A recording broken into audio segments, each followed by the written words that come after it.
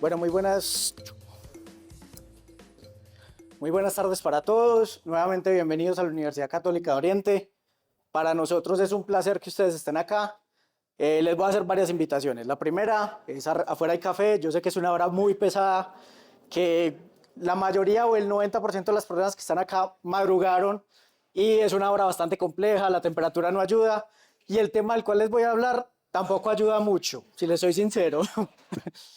Entonces les voy a mostrar muchos gráficos, muchas fórmulas, entonces la idea es que puedan estar lo más frescos posible. Y la otra invitación que les tengo es que voy a alterar un poquitico, digamos, el esquema de la charla y les voy a pedir que me interrumpan si eventualmente quieren aclarar algo. ¿Por qué? Porque muy seguramente muchos de ustedes ya vieron parte de esta charla en el curso del SB que tienen que hacer en línea y precisamente una de las ventajas de la presencialidad o lo que perdimos con la virtualidad es poder interactuar y resolver dudas en el momento. Entonces, lo que les voy a hacer la invitación es, si tienen una duda puntual, si la puedo resolver en el momento, la resuelvo, si no, les digo que al final. ¿Está bien? Bueno, muchas gracias. Bueno, muy bien, les voy a hablar muy rápidamente de lo que son los retos de la agricultura actual. Me voy a saltar toda la parte de la importancia que tiene el sector floricultor para nosotros. Sabemos que para nosotros va a seguir siendo un negocio, esperamos que lo siga siendo por mucho más tiempo. Les voy a hablar un poquitico de las nuevas propuestas de lo que es manejo integrado de plagas y las definiciones asociadas a eso. Y posteriormente entonces vamos a mirar cómo se hacen los cálculos de toma de decisión, nivel de daño económico, umbral de acción, qué implicaciones tiene eso a la hora de calcular en un cultivo y les voy a mostrar un caso particular de, bueno, cómo un buen monitoreo puede darme señales de lo que está sucediendo con una plaga en el cultivo en particular. Bueno, muy bien, lo primero es el cuidado de la casa común. Si ustedes miran los objetivos de desarrollo sustentable, van a encontrar que uno de ellos es el cuidado de la casa común. Cada vez tenemos mayor presión en la disminución, buscando disminución de pesticidas, de cuidar la salud humana, de cuidar la salud del medio ambiente. Y digamos que de alguna manera todos los que están involucrados con el manejo de plagas en los diferentes cultivos están todo el tiempo enfocados a esto. Y adicionalmente entonces viene un gran reto que es, tenemos dispositivos que nos permiten tomar datos, información todo el tiempo, casi que en tiempo real, y hay un gran reto es a la hora de analizar esos datos. ¿Cómo analizamos esos datos para que nos permitan tomar decisiones? Esta es una página web que me compartió un colega y en esa publicación hay tres cosas que me llamaron mucho la atención. La publicación era variada, básicamente trataba de abordar cómo se calculan los umbrales de acción para diferentes plagas bajo invernadero. Y una de las cosas interesantes es que plantea, perdón un segundo, que me estoy quedando sin saliva. Una de las cosas interesantes es que plantea tres formas de manejar las plagas. Una primera forma es no monitorear y simplemente hacer aplicaciones calendario. Otra de las formas es aplicar cuando hay presencia, o sea, ahí sería presencia-ausencia y tomamos la decisión de aplicación basado en esa presencia-ausencia.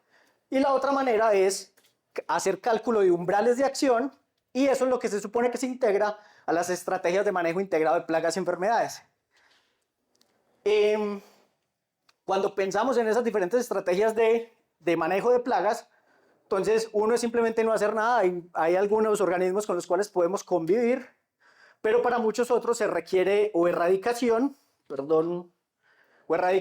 o prevención, medidas de supresión, que es lo que normalmente usamos, y si lo pensamos desde manejo integrado de plagas, sería algo así. Tenemos que tratar de bajar esta densidad promedio de equilibrio poblacional, tratar de bajarla por debajo de lo que es el nivel de daño. Bajo esa premisa, entonces, por lo menos como a mí me lo enseñaron, era el MIPE tiene una pirámide de estrategias. Y normalmente lo último que hacemos es el manejo químico, pero ese esquema, digamos, ha ido cambiando un poco y esta es una de las propuestas más actuales que ustedes pueden encontrar en la web. Pueden escanear ese código QR y les va a dar acceso a la página. Y en ese esquema, miren que hay una cosa muy interesante y es que hay muchas estrategias aquí de manejo cultural, de manejo mecánico y cultural etológico.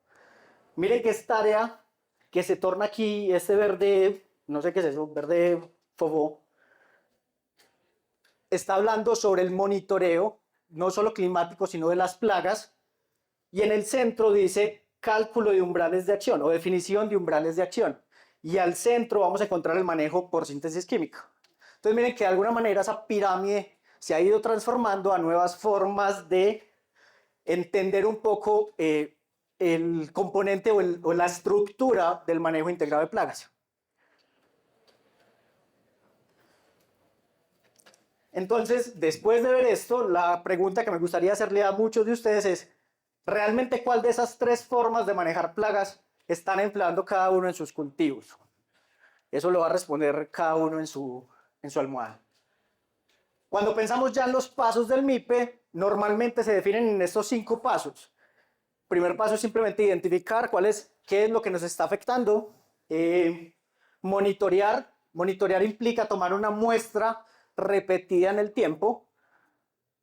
Y posteriormente establecer o calcular lo que es nivel de daño económico y umbral de acción.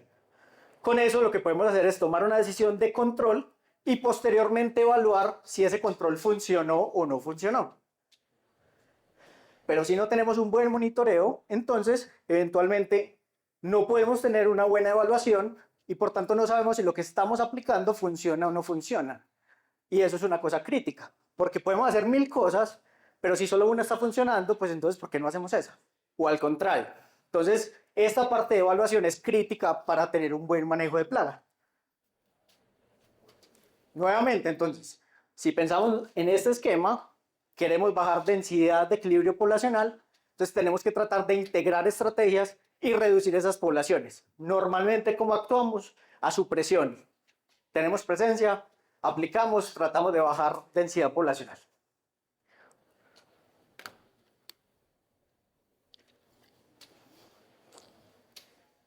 De esa manera podemos establecer si una medida de control, la liberación de un parasitoide, de un depredador, la aplicación de trampas o de feromonas, por ejemplo, como lo mencionaban ahorita, realmente tiene un efecto o no sobre la densidad media de equilibrio poblacional. Si ustedes miran la clasificación de las plagas, siempre tienen en cuenta ese término de densidad de equilibrio poblacional y por otra parte el nivel de daño económico. Pero ese nivel de daño económico implica un cálculo que no siempre se hace en los diferentes cultivos. Si nos vamos a la teoría, esto es un trabajo que ya tiene muchos años, no vamos a hacer la cuenta de cuántos, pero en la teoría el nivel de daño económico es el nivel de población que me equivale en costos a lo que yo tengo que invertir para controlar una plaga. Y por definición siempre está por debajo el umbral de acción. O sea, el umbral de acción es la alerta, el campanazo que me indica, tengo que tomar una acción ya, porque si no controlo la plaga, eventualmente me llega a nivel de daño económico y voy a perder plata.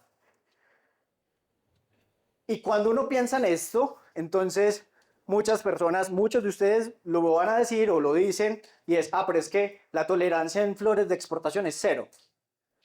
Pero no porque sea 0 quiere decir que no tengamos que tener en cuenta que las poblaciones son dinámicas y que eventualmente manejarlas de mejor manera implica entender cómo se desempeña y cuáles son los equilibrios que se deben manejar. En este sentido, entonces, calcular esos niveles de daño económico permitirían hacer un buen manejo de la población y disminuir esas cargas que tenemos en los diferentes cultivos. Si miran la fórmula, es una fórmula como medio escabrosa, pero básicamente es eso que les acabo de decir. El precio de control o el costo de control va a estar en el numerador. Entonces usted dice, vea, para controlar los trips en una cama de crisantemo, yo me estoy gastando, no sé, 400.000 pesos. Ese valor va acá. Eso es extrapolable a cualquier cultivo. Usted define la unidad. Entonces puede calcularlo por costo de control por planta, costo de control por cama, costo de control por hectárea, dependiendo de lo que estemos manejando. Si ustedes piensan en un cultivo de cebada, pues la unidad no va a poder ser planta, ni va a poder ser metro cuadrado, ¿cierto? Muy bien, en el denominador van a encontrar precio de venta del producto que yo estoy sacando, algo que se llama índice de daño y el porcentaje de eficacia. ¿Quién define la eficacia? El productor. La eficacia de un mismo producto puede ser diferente en un cultivo X que en un cultivo Y. Y eso lo definen con el histórico de aplicaciones. Normalmente, muchas personas trabajan con el 80% de eficacia, 70% de eficacia. Uno lo define. El índice de daño es tal vez lo más variable de toda esta ecuación. Esto digamos que lo tenemos, no es difícil de calcular. El precio de venta lo tenemos simplemente, hablamos con el área comercial, y el índice de daño es quizá la parte más crítica de toda esa fórmula que está ahí, que se ve medio escabrosa. Pero si ustedes lo miran en detalle, simplemente cuántos kilogramos o cuántas unidades pierdo por cada individuo o por cada porcentaje, unidad porcentual de la plaga que estoy manejando. ¿Hasta ahí bien? Muy bien. Cuando ustedes cancelan las unidades de esto, les va a dar que el nivel de daño económico es igual a la población, ya sea medida en individuos o en unidad porcentual. ¿Listo? Entonces, nivel de daño económico es qué cantidad de población me causa un daño equivalente a lo que me valía controlarla. Y miren que todas las otras partes de la ecuación tienen muchas variables. O sea, varían por el precio de venta de los insumos, por el precio de los insumos, porque me varió el precio de venta, pero el índice de daño va a ser quizá lo más difícil de calcular, pero lo que más información nos da de lo que está pasando en campo. Un ejemplo de cómo se podrían calcular índices de daño en campo.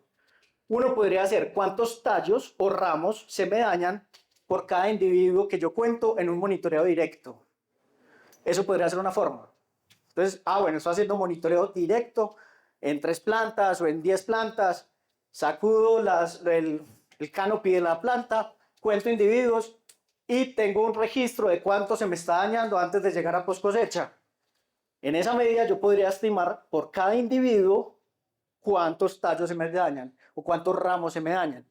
¿Qué se necesita? Cruzar la información entre lo que me está llegando a post cosecha o antes de entrar a post cosecha con lo que tengo en campo. De hecho, ahorita veíamos eso en campo que estábamos ahorita, les mencionaba el profesor, se me olvidó, qué pena el profe, Daniel, el profesor Daniel les mencionaba que estuvimos en campo y es precisamente eso. Si logramos cruzar la información, podríamos acceder a este tipo de datos.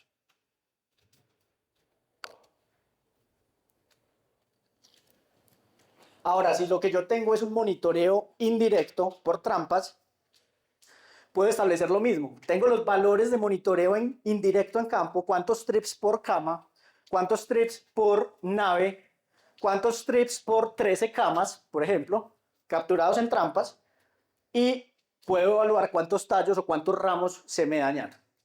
¿Hasta ahí bien? Muy bien. Si lo quisiéramos hacer ya no por un monitoreo en abundancia, sino en unidad porcentual, entonces miren cómo varía. Ya sería, bueno, ¿cuántos tallos o ramos se me dañan en un bloque cuando tengo el 1% de incidencia de trips en cama? Pero aquí vienen varias preguntas. Uno, haz que en una cama tengo 4 o 5 o 3 sitios de muestreo. Entonces lo calculo por sitio de muestreo o lo calculo por número de plantas que evalué. Eso es una de las preguntas que hay que resolver y que espero que ahorita ustedes me ayuden a resolver. Muy bien. O por detección. Acá les pongo un ejemplo de cómo sería por detección. Es, si yo detecto, ¿cuántos individuos detecto por trampa? ¿Cuántos individuos detecto por ramo cuando llego a post cosecha según lo que tenía en campo? O sea, por cada unidad porcentual de trips en camas, ¿cuánto detecto yo en sala? Eso sería una forma de trabajar si lo hacemos por detección. Muy bien, severidad. Ya en 5 diapositivas llego a severidad. Y ahí vuelve y me pregunta, listo. Muy bien. ¿Hasta ahí vamos bien? ¿Sí? Si uno lo piensa en términos de fórmula o en términos de correlaciones o de regresiones, esto se vería así, mire. ¿Cuál es la variable independiente? Lo que no depende sino de eso mismo. ¿Cuántos trips tengo por cama? Y en el eje Y voy a tener cuántos tallos afectados tuve por cama. En teoría uno espera que a mayor cantidad de trips por cama yo tenga más tallos afectados. Y en ese ejemplo yo lo puedo escribir a través de esta ecuación que me dice, vea, este 2.2 es la pendiente de esta línea recta. Uy, qué pereza otra vez cálculo, después de no sé cuántos años, 20 quizá o más. Entonces, esta pendiente me dice ¿cuál es la relación entre cada trips por cama a cuántos tallos se me afectan por cama? ¿Cómo se interpreta? Por cada individuo que yo capturo en una cama o cuento en una cama, se me dañan 2.2 tallos en esa cama. Eso sería un ejemplo de cómo se podría estimar o calcular el índice de daño en un cultivo de crisantemo. Y si lo hacemos por detección, similar. Si yo capturé, por cada individuo que yo capturo en una trampa pegajosa, ¿cuántas detecciones tengo por ramo? ¿O cuántos ramos tengo con presencia? La interpretación igual, esta es la pendiente. Entonces yo digo, bueno, por cada individuo de trips en trampa, en campo, yo espero una media de 0.03 trips por ramo en sala. O sea que de 100 ramos yo espero que tenga 3 ramos afectados. ¿Hasta ahí me hice entender? ¿Preguntas, no? Bueno.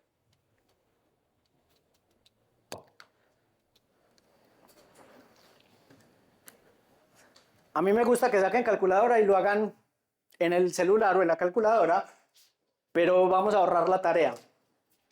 Un ejemplo hipotético, entonces me vale controlar una cama 14.000 pesos. El precio de venta por tallo, 790 pesos colombianos por tallo. Ustedes hagan el cálculo con sus valores, por favor.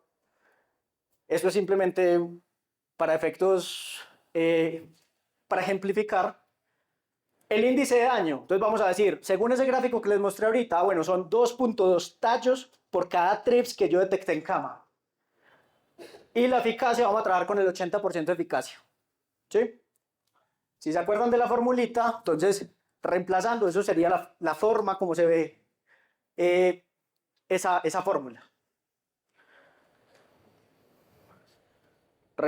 Cancelamos simplemente signos y nos queda que el nivel de la población es aproximadamente 10 trips por cama.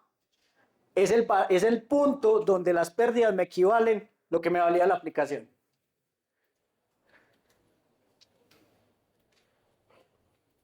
¿Sigo? Muy bien. Ahora ya tengo el valor al cual nunca quiero llegar. Ya tengo el valor al cual no quiero llegar. ¿Cómo calculo el umbral de acción? Entonces, nuevamente, en la teoría me dice que este es el punto al cual no quiero llegar. ¿Cómo calculo este otro punto? Ya tengo la línea base. Bueno, no la línea base, la línea top. Ahí no quiero llegar. Muy bien. Resulta que eso ya está escrito hace mucho rato y las poblaciones de insectos no son ajenas a cómo crecen las poblaciones de cualquier otro organismo en el planeta. Y las poblaciones no crecen de manera lineal. Ninguna población crece de manera lineal. Las poblaciones crecen normalmente de manera exponencial. Y eso ya lo descubrieron hace un par de siglos. Y resulta que por un sistema de ecuaciones diferenciales encontraron que la forma como crecen las poblaciones es esta, exponencial. Entonces eso se ve medio escabroso, pero es relativamente simple. Miren, ¿esto qué es? La población final. Y me dice, la población final de lo que yo tengo aquí de la plaga en este caso es igual a la población inicial por Euler, que es una constante 2.716 no sé qué, una constante como si fuera pi, por la tasa intrínseca de crecimiento por el tiempo. ¿Quién define el tiempo? Yo. ¿Cuánto tiempo me voy a dar entre la alerta, el campanazo que me dijo tiene que aplicar y que la población me llegue a nivel de daño económico? Esa es la alerta. Yo defino el tiempo. Entonces yo puedo decir, tengo 2 semanas para actuar antes que me llegue a nivel de daño económico.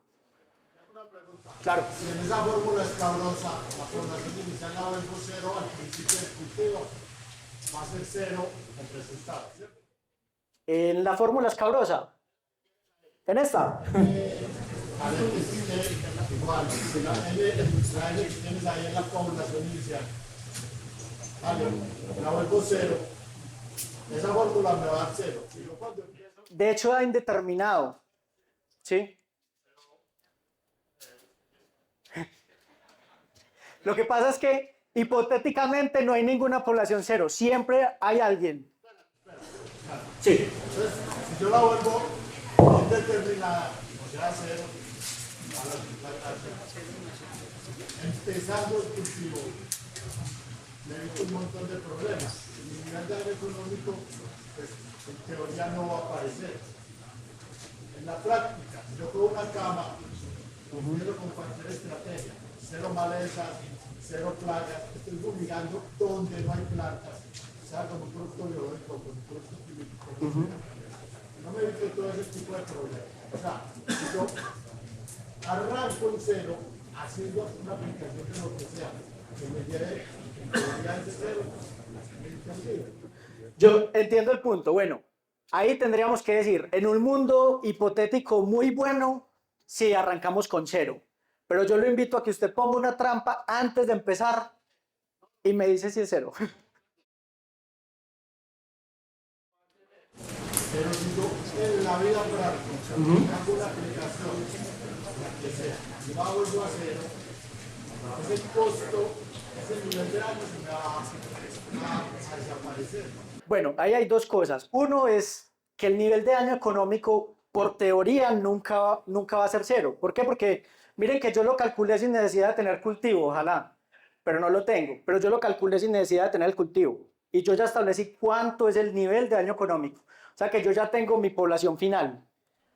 Y la población inicial es realmente, cuando usted va a arrancar, usted pone una trampa, usted sembró, pone una trampa, y la captura que tenga ahí, así sean individuos migrantes, esa va a ser su población inicial, ¿sí?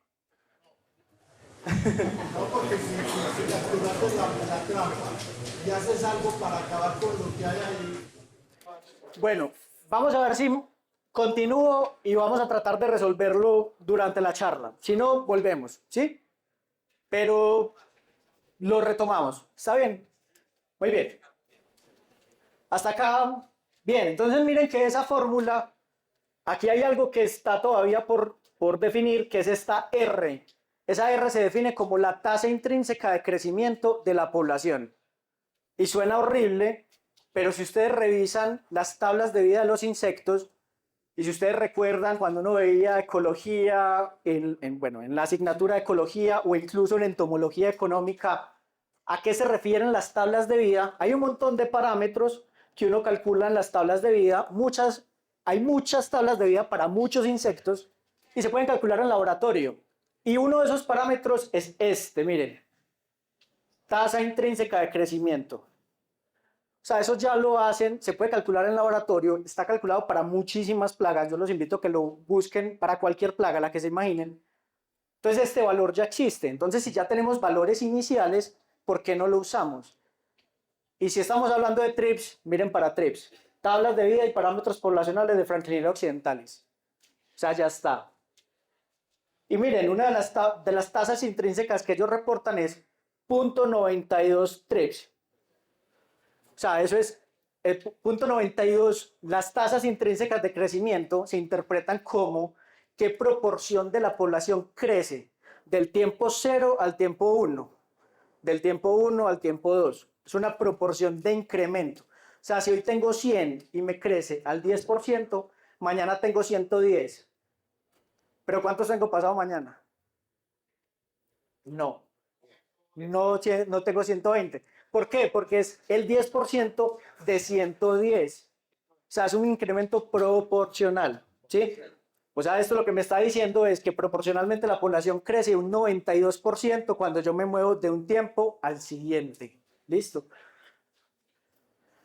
Ahora sí volvemos a la fórmula escabrosa. Entonces ya tenemos nivel de daño económico, Euler, que es una constante, tenemos R y T lo definimos nosotros. Ya está fácil de calcular. Entonces, nivel de daño económico, habíamos dicho que era 10 trips por trampa. La tasa intrínseca de crecimiento la obtuvimos de un modelo hipotético que es de laboratorio. Tenemos el tiempo de acción y les dije ahorita, 2 semanas es un tiempo relativamente prudente. Entonces reemplazamos en la fórmula y tenemos un umbral de acción. ¿Perdón? El tiempo de acción, porque hipotético, porque está medido. Muy bien. La pregunta es ¿por qué el tiempo de acción 2 semanas? Si usted me pregunta, venga, ese tiempo de acción para chisas, ¿cuánto es? Yo le digo, eso es 8 meses. ¿Por qué? Porque el ciclo es anual. O si estamos hablando de plagas que tengan un ciclo alrededor de 2 meses, entonces uno dice, bueno, si yo entiendo que las poblaciones crecen por la misma naturaleza del ciclo de vida, entonces yo lo hago o más corto si la plaga crece muy rápido, o más largo si tiene un ciclo de vida muy largo. Si por ejemplo esto fuera para áfidos que tienen, una hembra puede parir otra hembra todos los días, pues yo le digo, venga, 2 semanas es mucho, lo tiene que hacer en días. ¿Sí? Hasta ahí me hice entender. Muy bien. Entonces miren, ya tenemos un nivel de daño económico que calculamos con lo que nos vale controlar, con el precio de venta, con el índice de daño y un umbral de acción que utilizamos la tasa intrínseca de crecimiento de las tablas de vida. Esa información ya está pública, lo podemos usar. Entonces miren, completamos lo que nos faltaba en esta tablita. Y ahora sí, esto que ahorita no tenía tanto sentido es, yo puedo tener una toma de acciones que sean asistidas por los monitoreos. Porque monitoreamos todos los días, pero a veces esos datos no nos dicen mucho. Entonces, esta es la invitación. Para TRIPS, entonces existen 2 tipos de monitoreos como muy clásicos. Indirecto a través de trampas pegajosas y directo, inspeccionando ya sea el ápice de las plantas o sacudiendo sobre una superficie blanca. Los dos buscan detectar diferentes formas de la plaga, ya sean los inmaduros o los adultos. ¿Cuál deberíamos hacer? Idealmente 2, porque nos permite detectar la estructura de edades de la población. Pero ¿cuál deberíamos hacer si los recursos son limitados? El que sea más barato. Entonces hay artículos de hace 14 años que sugieren que los 2 monitoreos no se relacionan, pero en un ejercicio que hicimos en una de las fincas de acá del Oriente, encontramos que realmente las 2 poblaciones sí se pueden relacionar. Los 2 monitoreos se pueden relacionar. Y eventualmente entonces usamos el que sea más barato. O disminuir el que es más caro, incrementar el esfuerzo en el más barato. En ese QR pueden descargar el artículo si están interesados. Y voy bien de tiempo, ¿cierto?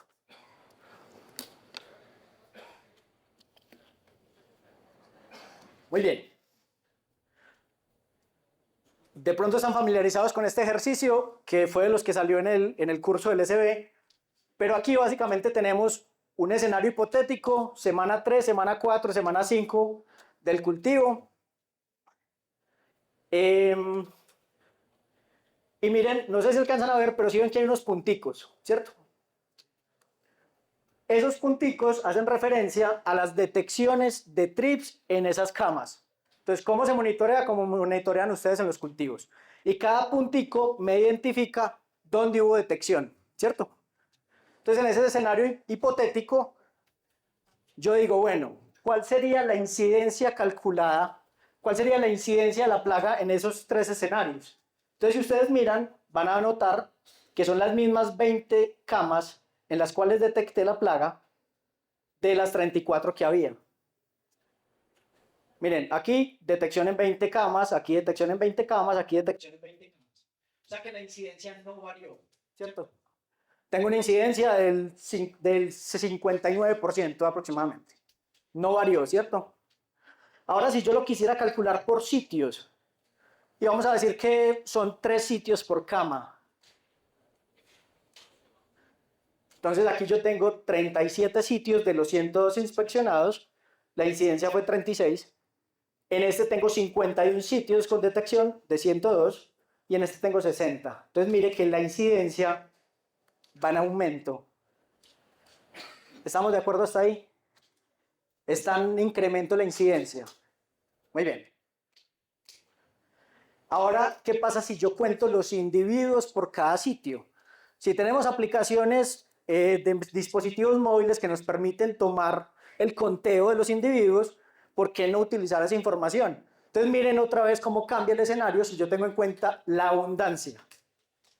Aquí tengo 370 individuos en los 102 sitios, ¿cierto? Aquí tengo 204 individuos y aquí tengo 120 individuos. Si ustedes miran, En promedio, esto da 3.27 individuos por sitio, este 2 y este 1.68. O sea que realmente la abundancia está decreciendo. ¿Qué quiere decir que la incidencia aumente? Tengo el problema más distribuido, pero la abundancia está bajando. O sea que, ¿qué le está pasando a la población? Es menor, pero se está expandiendo. No sé si con eso ya empiezo a responder tu pregunta. Ahora, ¿qué pasa si cada una de esos colorcitos, de esos verdes, son variedades distintas? O son plantas en diferente edad, en diferente semana, después del trasplante. Yo eventualmente podría encontrar que el promedio de individuos en las camas de verde fofó, no sé qué verde es ese, perdón, y las camas de verde oscuro, la abundancia es diferente. O sea, que yo puedo tener variedades que realmente son más susceptibles, todos ustedes conocen variedades que son mucho más susceptibles en campo, y otras que no lo son tanto. Entonces yo vería eso, si tomo cada dato, si utilizo cada dato, miren que cambia muchísimo. Esto me está reflejando las camas de verde y esto los de las camas de verde oscuro. Miren que es diferente. Y la población realmente está decreciendo, no está en aumento. Ahora sí, yo lo que monitoreo son daños de minador. Ahora sí, severidad. La cara. Severidad. ¿Qué pasa si lo que estoy monitoreando es minador? Si usted está monitoreando galerías en un cultivo de crisantemo y eventualmente le baja la población, está cometiendo o un error estadístico o algo está pasando. Porque las poblaciones de minador, si usted las mide con galerías, no tienen por qué disminuir. A no ser de que usted esté sembrando otra cama nueva.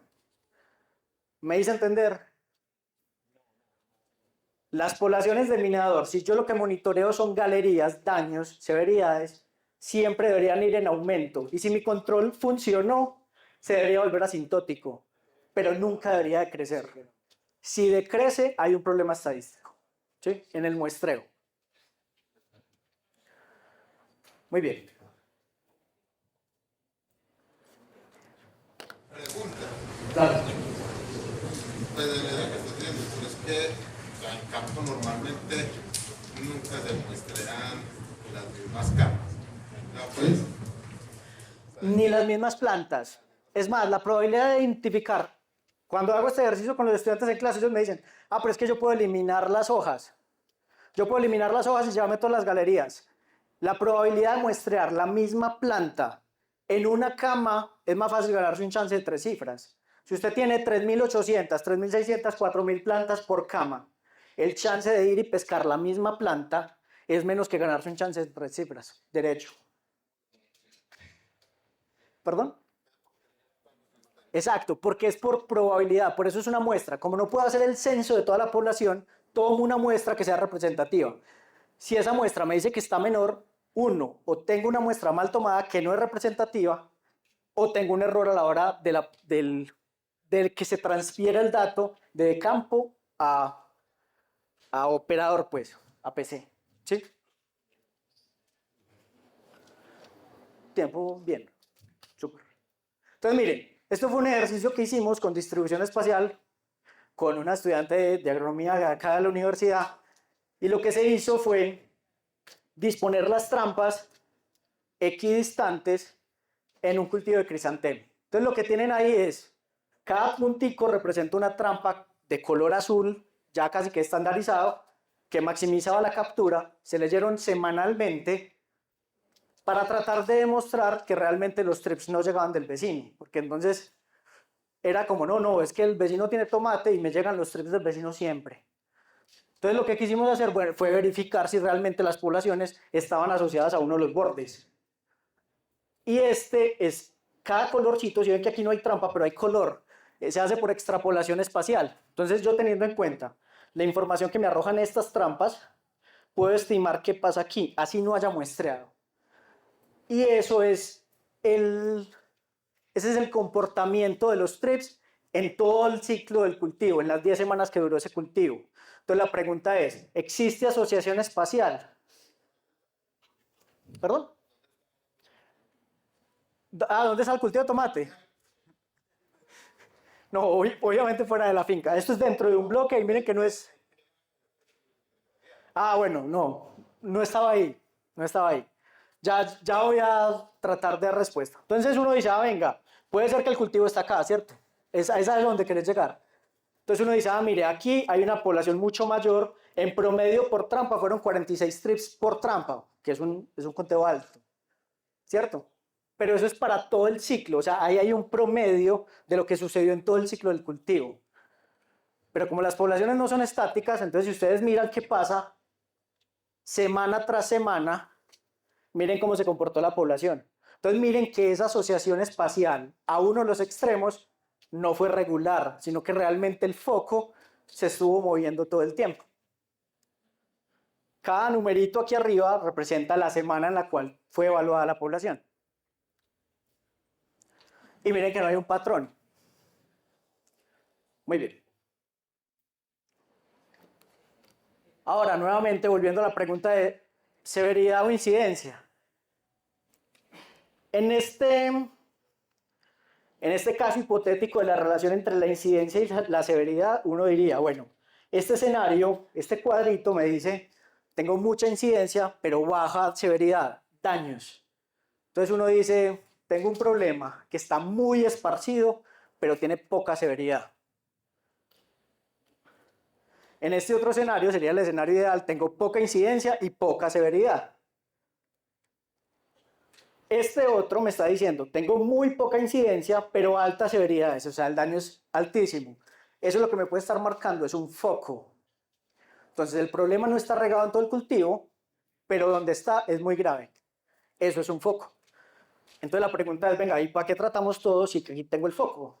Obviamente, dependiendo del problema, ¿cierto? Y ese es el escenario que nadie quiere, alta severidad, alta incidencia, alta severidad, pues no lo vamos a querer. Si lo relaciono con abundancia es exactamente lo mismo, pero entonces nos referimos a abundancia cuando contamos individuos, normalmente referente a plagas, y hablamos de severidad cuando hacemos referencia a los daños de la plaga o de una enfermedad. Entonces normalmente hacemos alusión a severidad con enfermedades o con daños de la plaga y abundancia para la plaga.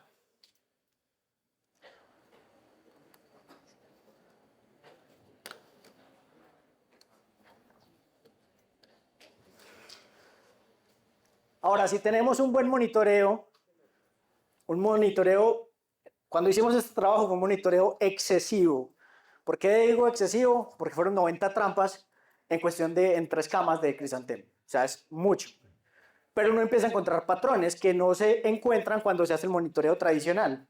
Entonces miren que en 2 ciclos diferentes el patrón fue similar, sin importar lo que se aplicó. No miren lo que se aplicó, pero sin importar lo que se aplicó el patrón fue similar. Y miren que esto fue hecho hace 5 años, pero miren esto otro. Hagan la cuenta ustedes de hace cuántos años se hizo. Y si ustedes miran este pico, está alrededor de la semana del día 36, 37.